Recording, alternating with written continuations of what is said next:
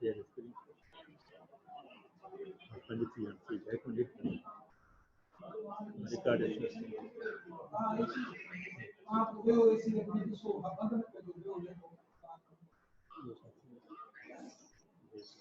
Senteiros, senteiros.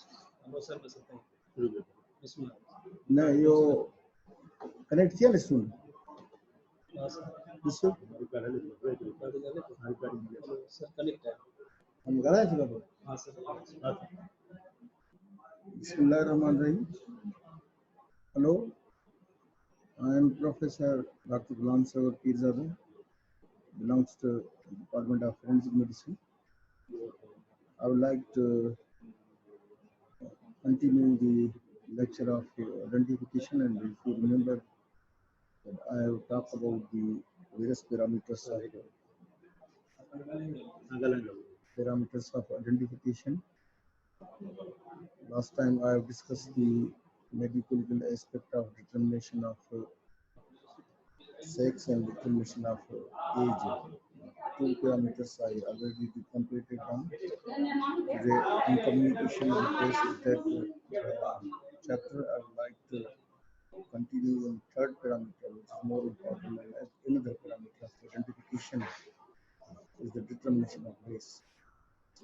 If you remember, I talked that if you determine the sex, 50% of job is over, and 20% determination of age and 20% determination of race. Now the question of determination of race also is a questionable.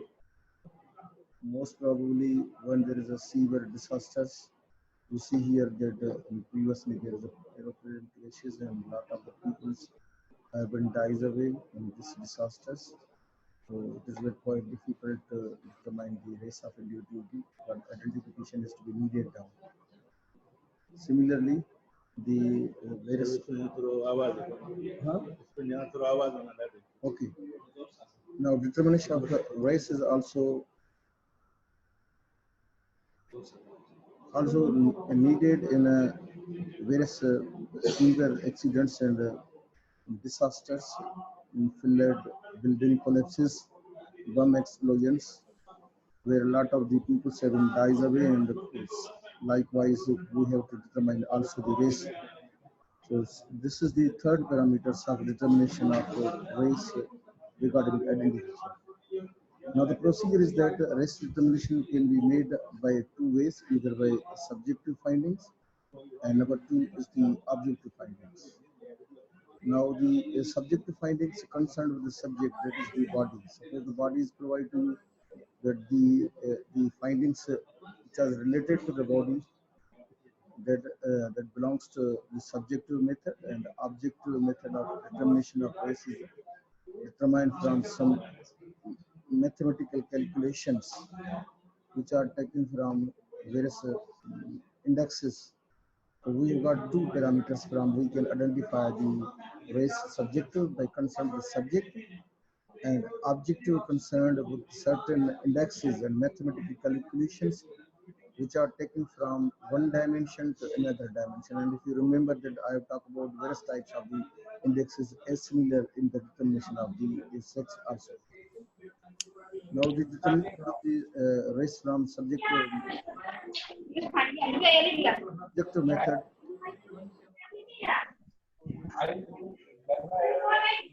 Subjective method is soft parts, hard parts. Now the subjective findings are concerned with the soft parts as well as the hard parts. And you look here at the subjective findings, which consist of the soft part, that how you can calculate the race from soft part, including first of all the dressings, that is the kilos. You see that when there is severe disasters or any mishap took places, now the kilos is more important from the race can be determined. Now normally we have got three type of races. One is the Caucasian, which we can call as the European people. Second is the Negroes, and third is the Mongolites. We people, Pakistanis as well as the Indian people, merges in the Mongolites categories. So clothing is more important for determination of the race. Now you see here that the famous and the national dress for the Pakistanis are the salwar and kameez, as well as in the Indian peoples they have got dhoti and salwar, and most probably the English people they have got modis, jeans and maxis and other ones. So suppose you have got an identification can be made from kilos once the dead body is recovered by you. Then we are looking the dressing, the which dresses to be identified. Kindly speak louder. We can't hear you properly. Now this is the not fixed parameters to identify the race from the kilos also. This is the one of the additional parameter that suppose you have got salwar kameez, you have got identification for dhoti and salwar, then you have got certain English dresses. So we can identify the peoples from the race by examining of the clothes. Second parameter is the hairs. This is the more important parameters for determination of race from the hairs. Now you see that I talk about the Negroes. Now the type of the hairs in Negroes, they are most probably short, small, curly, and woolly type. And we are taking the cut section. In such cases, the hair is been taken, and we are making the cut section and cut section on microscope examination in kidney shape. When there is a cut section is a kidney shape, we suggest that this hair belonging to the Negroes. And usually in case of the Caucasian, we called as the European people, whitened people, the color of the skin is white, then they have got the oval shaped hair because the hair has got three zones, cuticle, cortex and medulla. So when you are taking the horizontal or cut section of the hair and when you're looking under the microscope, the shape either may be kidney shape belonging to Negro, either it may be a oval shape belonging to Caucasian or European people. When it is circular in shape, we say this is the Mongolites, and Mongolites among the peoples of the Pakistani and the Indians. Now eyes, number third.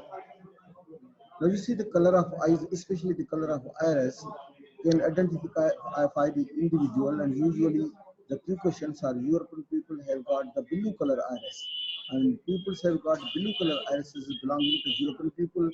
And in our category, that is the Mongolites, the color of the iris will be either brown or black in color, but in case of the Negroes, it is 100% black in color. Number four is the soft part is the cheeks. Especially the cheeks are more prominent in case of the Mongolites and not so seen in case of the European or the Caucasian peoples. Now come on the fifth point, there are the lips. Now, if you see the lips in case of the Negroes, they are thick and everted.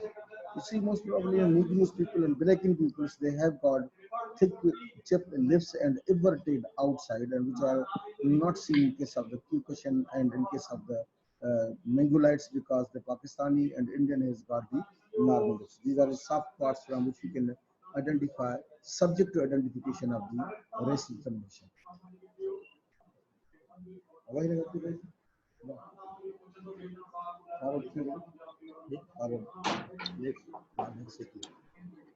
Next, you see the hard parts.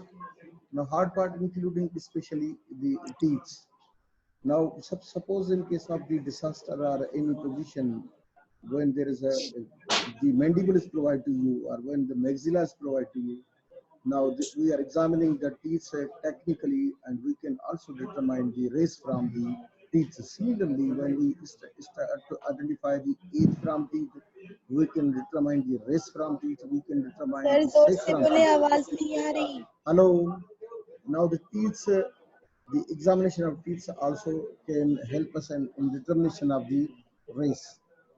Especially in case of the Mongolites people, the teeth are shovel shaped. 90% of the people has got shovel shaped teeth. And if you see the other peoples like Caucasian and Australian people, when pulp cavity is longer, and they've got the peristeloid cusp seed on their surfaces. Now, so the teeth is more important. If the teeth are provided to you, we can identify the race from the teeth by identification on the shovel-shaped or pulp cavity, that is a long pulp cavity, which is the most probably seen in the Australian peoples, as well as the peristeloid cusp may be seen in Australian peoples. Now then, in spite of this one, we've got from the bones. Now, the category of the bones, we've got the two most probably ones are selected. One is the skull and the pelvis. If you are aware, we can determine the race from the skull. Now, 85 to 90% of the chances of determination of race can be identified from skull, and pelvis has got less category, that is about 60 to 65% of the cases. Then we have got identified the race from the pelvis. So we have got considered as the skull is more important to determine the race. Now let us see the comparative study and how we can determine the race from the skull. Now see in this slide, there are three categories of the photographs have been seen here. One is the key question, number one, two, second mingulaids, and third is the negroes. Now first option is the orbit. Now when you see in case of the first, the orbit, most probably in case of the European or the key questions, that is triangular in shape. In case of the mingulaids, it will be circular in shape, and in case of the negroes, it is a rectangular in shape. Nasal opening, if you see the nasal opening in case of the key question will be narrow, in case of the mongolites will be circular, and in case of the negroes, the most probably would be wide. And the palate, that is especially soft palate, the shape will be same, the triangular in one category, second category it will be circular, and in third category the shape of palate, especially soft palate, will be rectangular in shape. Nasal bridge. Now nasal bridge in case of the Q question will be in between, whereas in case of the mongolites is higher. Most probably in Pakistani peoples who have got the nasal bridge will be high, and in case of the Negroes, it will be short in cases. These are the subject to study to be determined the race from the skull when skull is provided. But whatever the objective study, we have got certain mathematical calculations where we are taking certain indexes from one dimension to another dimension, and calculation is entirely different in every races. Now, first is the cephalic index. You see cranial indexes. Now, cranial indexes where we got number one cephalic index. Now, cephalic index is that index which is, there is a transverse maximum diameter is taken from mastoid to mastoid, which is divided by anterior posterior diameter, which is taken from anteriorly from mesian to posterior occipital protuberance. Now, it will be divided by anterior posterior diameter multiplied by 100. Now this is called as the cephalic index. We have got three type of cephalic index. One is the dolichocephalic. Dolichocephalic is most probably seen, that is long-headed people. Long-headed people most probably seen in case of the Negroes, and their value would be 70 to 74.9. And second category you see in this case, when we are taking this diameters, anterior posterior diameter divided by transverse diameter from mastoid to mastoid, it could be 75 to 79.9. You see it in case of the Caucasian people, and this is most probably we see about the mesencephalic.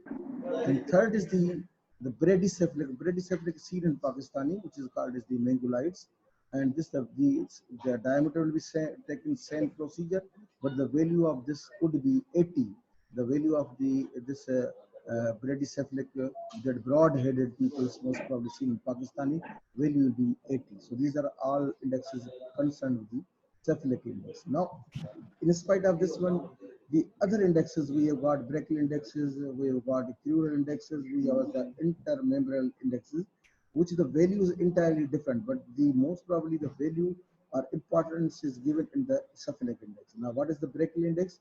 Now, in brachial index, we are taking the length of the radius divided by length of the humerus multiplied by 100, which is entirely different in all three categories.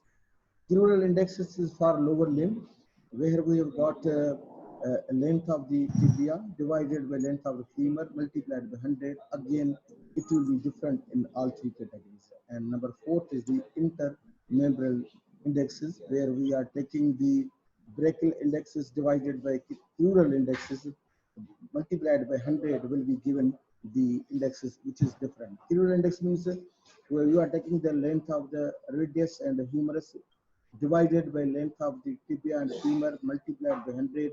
This is called as the intermembranal indexes, entirely different. This is the mathematical calculation by which we can determine on the race of the individual. Okay. Now, then another parameter for determination of the identification of human individual is the estimation of stature. Now, if you remember that I talked in my initial classes regarding the stature, that stature is the height of individual. The height of individual is different in every individual. Now, this is more important to be identify the individual from their individual height. But it is observed that the height of individual is increasing from intrauterine life up to the old ages. That's why we have got a certain criteria that how we can estimate the height of individual. What is the value to determine the stature of the people in, especially in disaster cases, when there is a severe disasters or the need is to be arises. Now variation. Now this is a variable.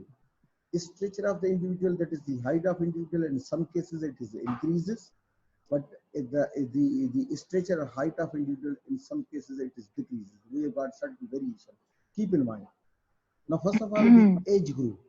Now, age group, the stature is maximum or increases up to 21 to 25-year age group. Whatever the stature of the human individual, it is going on to be increasing at this age group. Number two, in a recommended position, now the individual's height is or the stature is most probably increased. Number third category is in case of the primary realization. You see, sometime when person is dies away, normally after death, all the Sir, tone of the muscle will be please speak lost. loudly. We can't hear you. Hello. When the muscles are relaxed, then the height of the individual is to be. So primary realization, during the period of primary realization, now the height of the individual is to be increasing. And in morning time, decreased tonicity of the intervertebral muscle, now the height of individual is to be increasing. So this is the variation that in certain situation stature is increasing, but just opposite that how the stature of individual is to be decreasing down, especially after 25-year age group, the stature of the individual is going to be decreasing down. Number two, when the person is in the state of rigor mortis, you see after death when there is a the stiffening of the muscle after the death, when actin and mycelial filament they are combined with each other, muscle becomes stiff. So if you take length of the individual, it will be decreasing down. And evening time, third, now in decreasing tonicity of the intervertebral muscle, the tone is decreasing. That's why the stature of the body is in evening time it used to be decreasing. Now methods for determination of the stature. Sir, please speak loudly. We can't hear you. Hello, hello. Okay. Now, a determination of the stature can be taken from the soft tissue, and number two, the stature can be identified from the hard tissue, that are the bones. Normally, when you stretch out both arms, now the length from the tip of the finger to another tip of the finger, middle finger, will be equal the length of the individual when it is in the standing position. Now from soft tissue, Sir, please speak loudly. The voice is hello, not clear. hello, hello, hello. आवाज नहीं करते. Hello. Salim, आवाज दो. Just a minute, please. Sir, your voice coming perfectly, but Okay. Please. speak loudly. Please. Loudly. आवाज घट क्यों रही? Hello. Yes, sir. Now, what is the position of sound? Okay. Sir, your sound is coming. Sound is coming. Okay. Now let us see here the how various methods for determination of the stature. Normally, from soft tissue, that actually the stature from vertex to heel. Sir, can you please revise the previous topic? Okay. Various methods of determination of stature. Now you see, stature can be, that is the height of individual can be determined regarding the identification from both procedures, that is from soft tissue finding and from the bones. Now let us see here that we are taking the length of individual number 1 from the vertex to heel. This is the total height. This is the, because the thickness of the soft tissue is 2.5, when the person with soft tissue, then 2.5 will be more as comparing the bone skeleton. So for this procedure is that suppose when part of the body is provided you, especially in disasters, you see here that recently the aeroplane crashes have took places and multiple parts has been identified around scene of the crime. Suppose you have to identify the skull or head only, head with soft tissue, you place the head over with soft tissue over the table. In vertical direction, you take the length of the skull multiplied by 8 will be give the length of the total human individual. Suppose soft tissue of the head is to be burned down, only skull is provided to you. Then you place skull over the table, take the vertical direction length.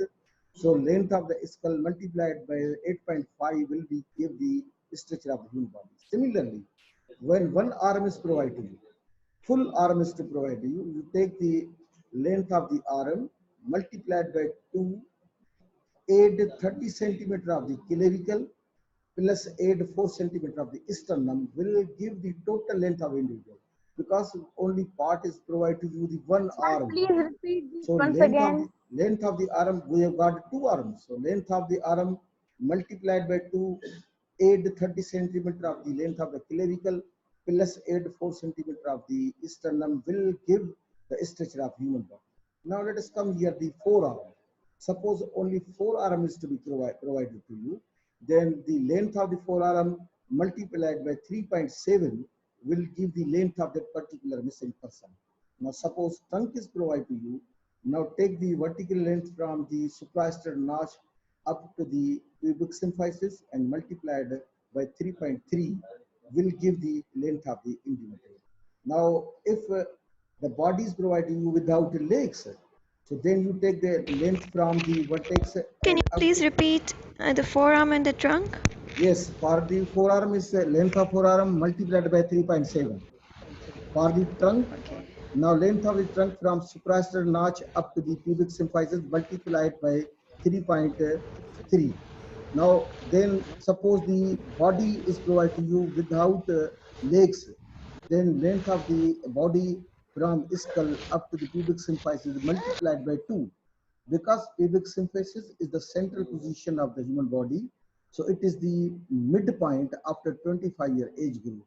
Now, so that's why we are taking the length from the skull up to pubic symphysis multiplied by 2 will give the length of the full human individual. These are the only 4 or 5 formulas said which part is provided. If the head is provided to you, the formula is different. If the arm is provided to you, formula is different. If you've got forearm, then a formula is different. If your trunk is provided to you, then the formula is different. If the half body is provided to you, formula is different. Now suppose bones are provided to you, not necessary that the sometime the bones is provided you, full body cannot be identified. Now bones has got the multiplying formula. Now suppose femur is provided to you, only femur is identified from scene of the crime, then the length of the femur multiplied by 3.6. This is called as the MF, multiplication formula. Length of the femur, for this the formula is the length of the femur multiplied by 3.6 will be give is the length of the human individual, structure of human individual. Suppose the tibia is provided to you, length of the tibia multiplied by 4.6. 3.6 for the femur, 4.6 for the tibia, and for fibula 5.3. If fibula is provided to you, then length of the fibula multiplied by 5.3 will give the structure of the human body. Now, if a humerus is provided to you, then length of the humerus multiplied by 6.3. This is the multiplication factor. 6.3 is fixed for the humerus. If radius provided you, length of radius multiplied by 6.9. But suppose the ulna is provided to you, then 6.3 will be the multiplication formula. And suppose the clavicle is only provided to you, because sometimes you will obtain a question, BCQ question, the multiplication formula for estimation of stature from clavicle. Formula for clavicle is the 11.5. Length of the clavicle multiplied by 11.5 will give the stature of the human body. So this Sir, is if tibia was given, then what will be the multiplication factor? for what? For tibia. Tibia. 4.8. 4.8 for the tibia. Now, then sometimes the percentage is to be taken from the bones. Now, suppose you have got femur. Femur is providing you the 27% structure can be identified from only femur. From tibia, 22% we identify the structure, and from the humerus, 20%. And suppose vertebral column full bones will be provided to you, 35% structure can be identified from the vertebrae. This is the just fixed criteria that how much amount of the percentage from certain bones the structure can be identified. Another parameter for identification, we are going to just the anthropometry. Number one, anthros means man, and pometry is the measurement of the different part of the body. Now I am just clarifying and facts and figures, and to make it easy, that the different parts of the body, measurement of different part of the body. Similarly, likewise, other parameters are not equal after 25-year age group. They say the Francis Bertillon, this is called as the Bertillon system or Bertillon age. The scientist, anthropologist now gives that the measurement of all different part of the body will not be matched about 25-year age. Now, if you remember, I last time talked about that the measurement of the different part of the body, they are different in a human individual up to 25-year age group.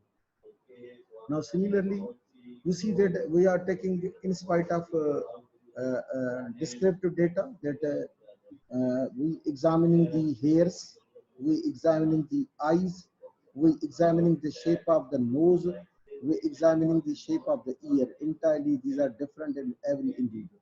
Number two is the body marks. Now, body marks, that is the scar, tattoo marks, congenital anomalies, moles, or otherwise. But what are the measurements? Which number third, more important thing, which are not equal, where we take 11 measurements which are not equal in every body. Likewise, fingerprinting. So you see that how much measurements we are taking which are not equal in the human body. Is number one is the length of the individual in standing position, length of the body in standing position as well in the sitting position. The after 25-year age does not match with everyone.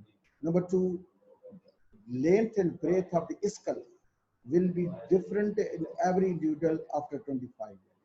Number third is the breadth of the face is again different in every individual after 25 years. Number four is the length of the right ear is again different in every individual. Number five, length of the left forearm. Length of the left little finger, length of the left middle finger, length of the left foot. Now these are all measurements which are not matching with the every parts of the body after 25. So the Bertillon system says that the measurement does not match. All these measurements is entirely different after 25-year age. This is the supporting corroborative evidences to determine the identification by using the measurements of the different part of the body. Suppose the disaster case, dead body is brought to you. Now you take all the measurements and should we not be matched with everybody, we can say the identification with some certainty. Last parameters of identification in the chapter of identification is the Galton system or fingerprinting method. You see, this is the most important, surest method of identification with the name of dactylography. This is adopted by Sir Francis Galton. We also call this the Galton system, and everybody knows that the fingerprinting is entirely unique parameter which is different in every individual. Chances of matching of same fingerprinting is less common, not to be seen in every individual. This is the unique parameter because even the twins has got no same fingerprinting as equal to anyone. Now, what is the history lies behind the dictography? In 8th century, it was found that what is the concept regarding the fingerprinting, that how the establishment of the fingerprinting from where they can establish down is number one is the definition Galton system. Now, actually the history, you see history from where the concept of fingerprinting is started down. Initially, the Chinese people, it was concept of the Chinese people that in the 8th century, they only use the blot of the ink on papers by pressing the thumb against the paper by Chinese. But Chinese doesn't know that there are multiple patterns of the ridges and pores on the pulp of the finger. They are only using the pulp of finger by putting the finger by applying it on the important documents. Then in 1892, the English people, now they say, American people, they say that the Chinese are very foolish. They does not know that pattern of the ridges and pores or lies on the fingers. They introduce the fingerprinting method by Sir Francis Galton. Now, on this basis, because they say that there are certain ridges and pores, not only the blot of ink is on the paper, but if you touch the paper with a finger, they left their impression in the form of ridges and pores. So this is adopted by the English people, and this first case of the criminal was identified on the basis of fingerprinting in Argentina in 1892. Then case was decided, and Sir Francis Galton outlined the pattern of fingerprinting on the basis of the ridges and pores. What is the principle and dactylography definition? Actually, dactylography or fingerprinting, this is the unique parameter. They says that there are multiple pores and ridges on the pulp of the finger, which are unique in every individual, and by touching all these fingers on the pores of the paper, they left their impression. What is the principle lies regarding the dactylography, that they say this is the unique parameter? Now you see that you know about the DNA, but DNA is not authenticated as compared to fingerprinting, because the chances of the same fingerprinting will be seen in 1:54 million people. There is only one chances, even twin has got no same fingerprinting. So principle is that this is the unique parameter of identification which remain unchanged throughout the life, and chances of same fingerprinting will be seen 1:54 million people. Exceptions: in certain cases, fingerprints cannot be identified, can be destroyed, obliterated. Now, especially there are certain skin disease of the human body, like as the Crohn's disease, celiac disease, atopic dermatitis, scleroderma. There is a temporary obliteration of fingerprinting. Suppose you are taking fingerprinting cannot be recorded. Now, the complete fingerprint obliteration can be occurs in leprosy, radiation exposed. When it is exposed to the radiation, they destroy the ridges. They cannot left any impression over the papers. Let us see the different types of the fingerprint. Normally, we have got 5 types of fingerprinting. Number one is the arch. Now you see this is the first impression is the arch. Now arch is number one.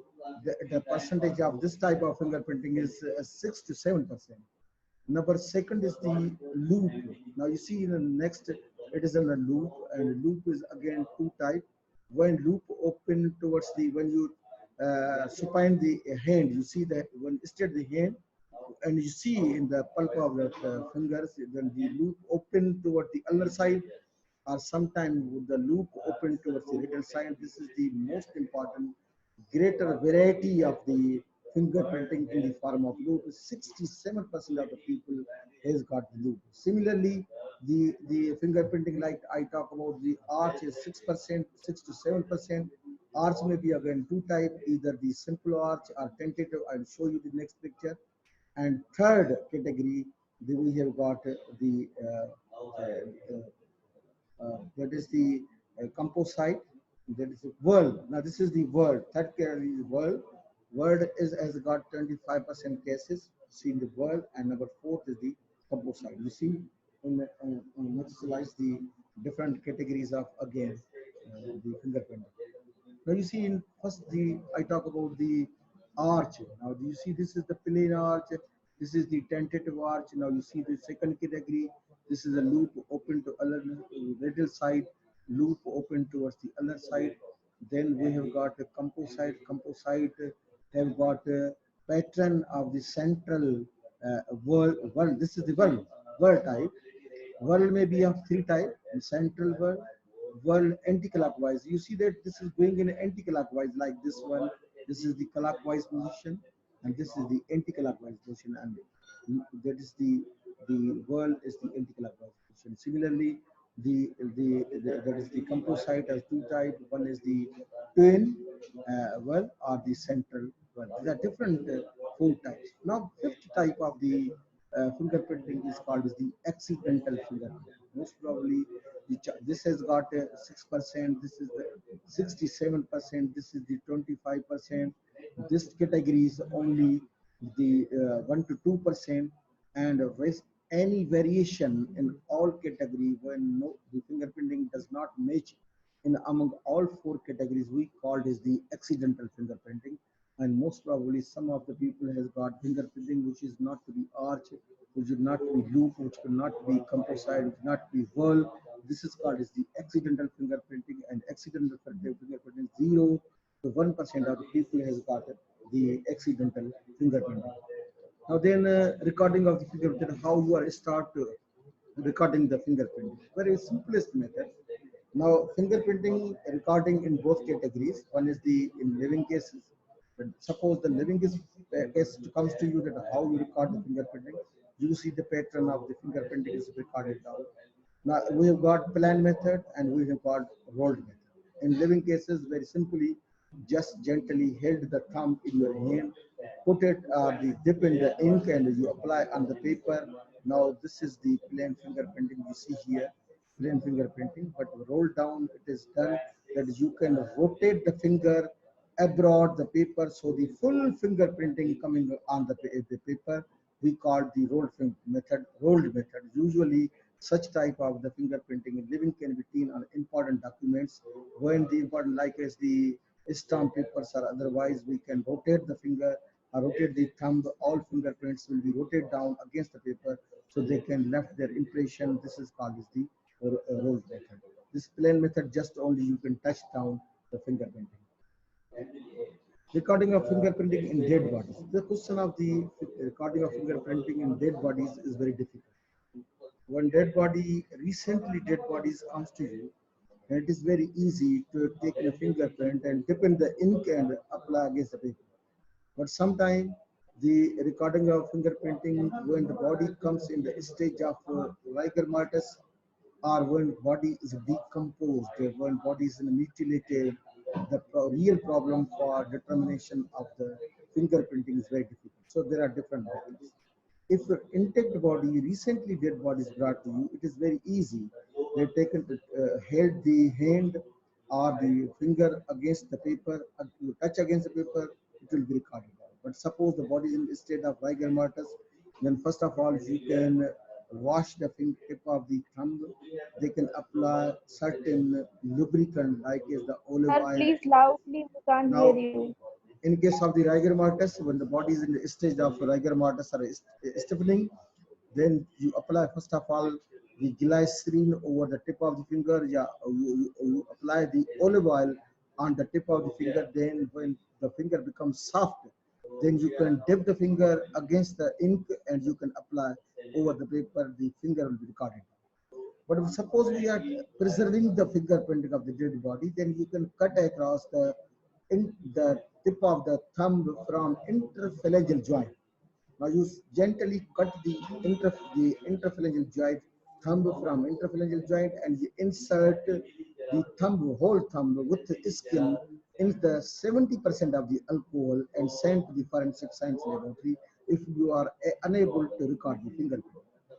Real problem arises in decomposed body when deglowing of the skin arises. You see sometimes because the fingerprints are on the epidermis, there are certain ridges and posts.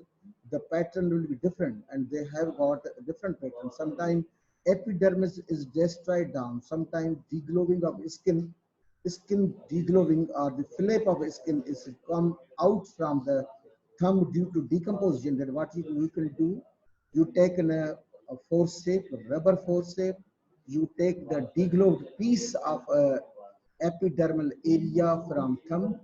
Initially, you can put inside the beaker containing formalin, so as the skin will be hardened down.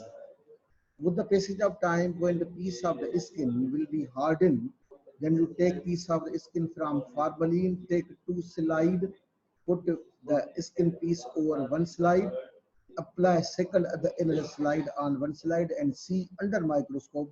In this cases, the fingerprinting will be seen through microscope studies, especially in decomposed bodies. So these are decomposed bodies. The skin will be removed. It will be put inside the beaker and hardened through normal formaldehyde 10% solution, and then put on the slide and see under microscope. Through the microscopy, we can recognize the fingerprinting, especially in case of the decomposition. The question arises, what is the practical application of fingerprinting? Practical application of fingerprinting is that usually we can apply for identification of unidentified individual in living cases as well as the dead cases. Second application is the taking of the fingerprints from the scene of the crime. You see in a CID program, we have seen and listening in various areas that fingerprints are picked up from the scene of the crime by technical methods.